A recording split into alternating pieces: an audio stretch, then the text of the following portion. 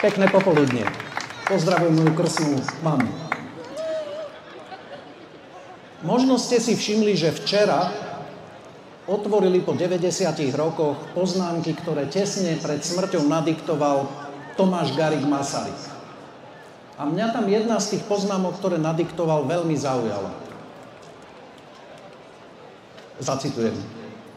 Ľudia sú radi hlúpi, ale nerobte im to jednoduché, hádajte sa s nimi a hádajte sa s nimi. Takto videl situáciu spred 90 rokov v Československu Tomáš Garrigue Masaryk. A akú máme situáciu na Slovensku dnes my? Ja považujem za veľmi hlúpe, keď sa niektorí ľudia na Slovensku morálne pohoršujú nad zabíjaním detí na Ukrajine, ale zabíjanie 5000 nenarodených detí ročne na Slovensku ich necháva absolútne chladnými.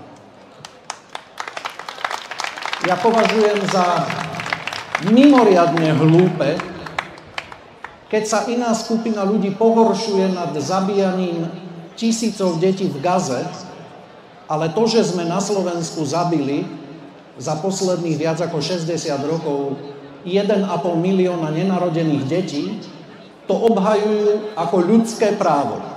To považujem za mimoriadne hlúpe.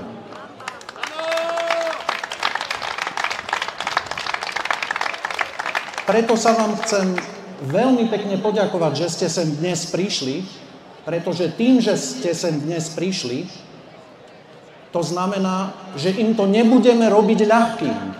A ja vám sľubujem, že sa budeme s nimi hádať a budeme sa s nimi hádať a budeme sa s nimi hádať a nebudeme im to robiť jednoduchým.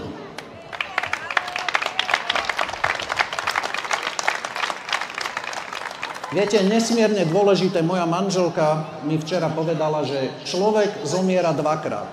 Vtedy, keď fyzicky odíde a vtedy, keď na ňo zabudneme. Na Slovensku bolo vykonaných do konca minulého roka 1 507 563 umelých potratov. To je genocída. Toto je naozaj genocída. Nezabúdajme na tieto deti, modlíme sa za ne a myslíme na ne. A najmä, nerobme to ani dnes ľahkým tým, ktorí by chceli tieto deti každý rok označiť za nejaký zhluk buniek alebo za niečo, čím sa netreba zaoberať. Ja si nesmierne vážim a ďakujem organizátorom, že toto dnešné stretnutie zorganizovali.